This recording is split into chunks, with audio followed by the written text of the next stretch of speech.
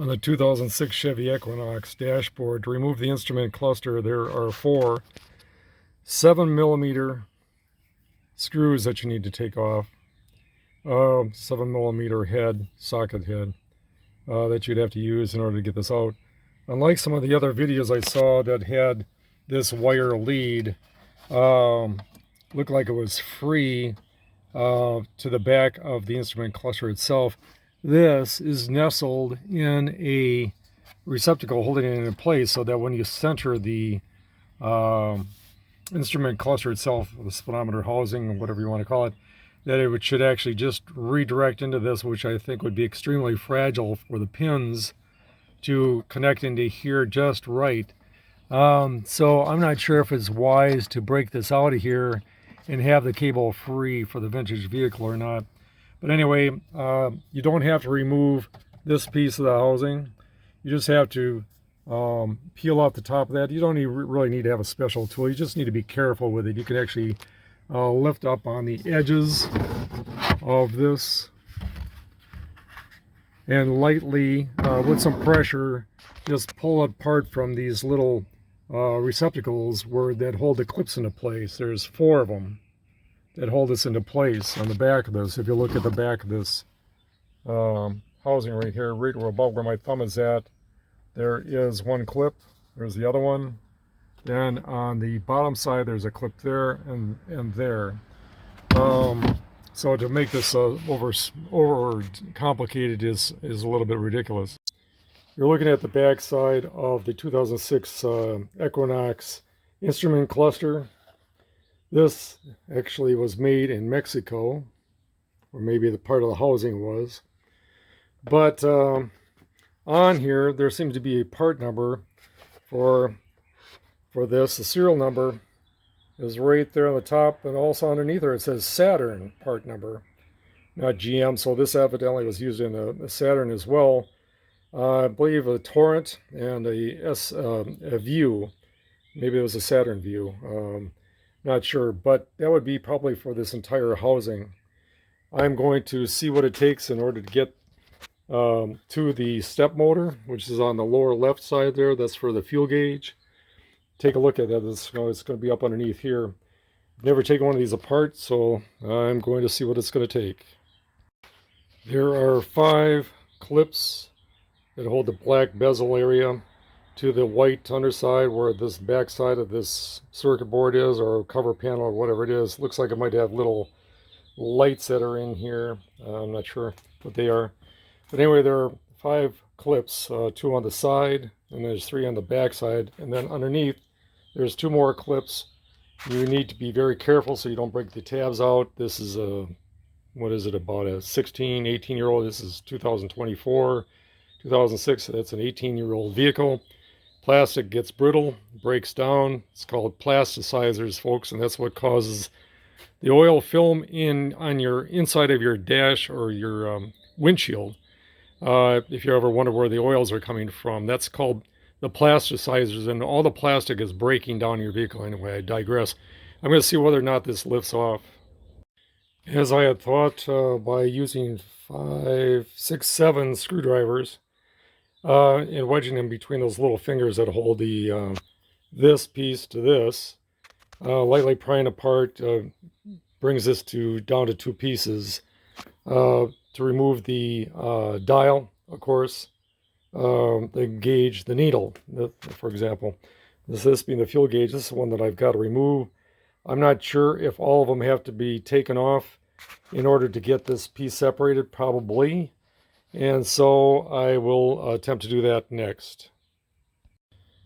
There appears to be 4 spring-loaded tabs, one right here, there, as well as here, and under this connector there. I'm not sure if that's what holds this board in place, or the backing plate. I'm going to put the phone down and pry those apart and see what happens. There's also a little tiny screw right here that with this very thin tip screwdriver, because it looks like it's not Torx. It might be a Torx screw, but I don't know if I have anything that's small or not. Can't zoom in that close. It looks like a hex head. But anyway, I'm using this screwdriver to get this screw out. In addition, I might have to grind these off a little bit using a Dremel tool in order for these spring clips to release. One of the items I got a long time ago was this snap remover for grommets and so on, push-pull type fasteners in the door panels, fender well panels, and so on. Anyway, I'm going to try to use this. It's thinner than any small crowbar I have, plus it'd be on both sides versus just using a standard screwdriver.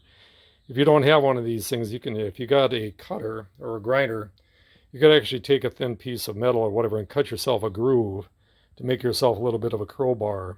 Probably actually use an old throwaway screwdriver if you wanted to. Just cut a notch down through it if you want to go to that extent.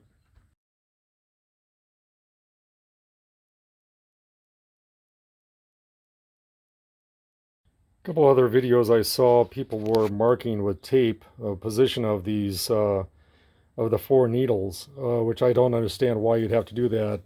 Obviously, that needle, the large needle there for the speedometer, goes and points to 0. The tachometer points to 0, and when the power's off, this should be pointed to empty, or I mean the in that position, you know, to the low or the cold spot. The same with the fuel, should be pointed towards red for empty. So anyway, I've got them off by using this tool right there.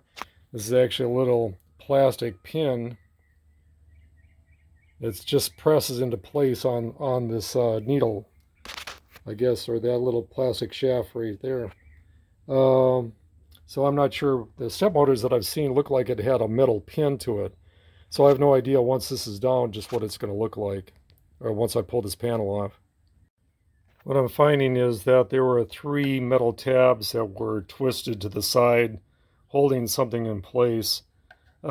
These have to be bent parallel with the slot in order to break this free. I did grind this off with a Dremel tool, but with this crimp back in place and a couple of these others, I should be able to lightly melt those over to hold this panel back into place again.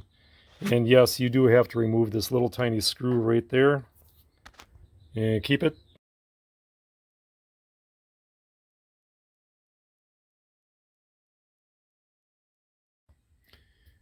As I assumed, by straightening out the 3 metal tabs on here, parallel with the slot that was in this this board, and by grinding off the head of just this one plastic tab post, this is the only tab that broke off out of the others that hold this in place.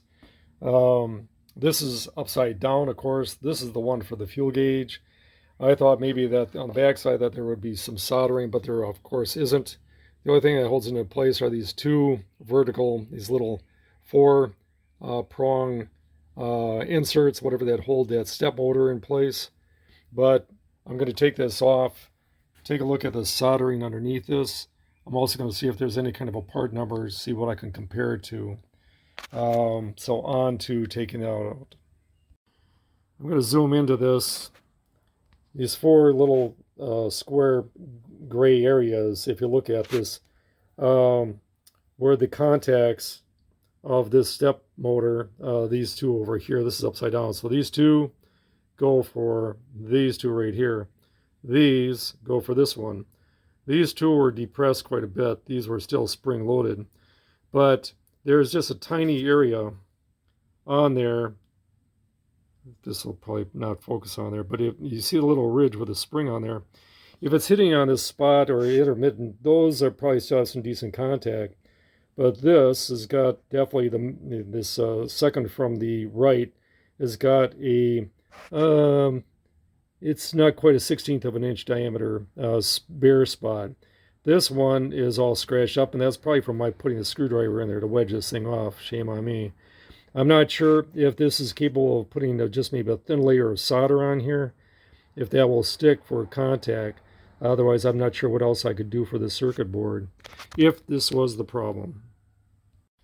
One thing I did learn by doing this is this pin or this plunger, how this mounts in place, that's actually a push tab that if you tap on that, it actually recesses down in the housing or goes through. So if I had known that, this would have been a lot easier. Now they didn't come out, but they did push back inside there. That frees up this or relaxes the spring-loaded tension that's on these 4 tabs.